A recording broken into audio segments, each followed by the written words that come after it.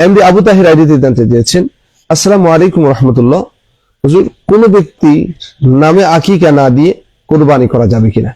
অত্যন্ত গুরুত্বপূর্ণ বিষয় যে কোরবানি আর আকিকা। মনে রাখবেন, আকিকা এটা হলো সুন্নাহ, এটা হলো সন্তানের হক মাতা পিতার উপর, আর কোরবানি এটি হলো ওয়াজিব।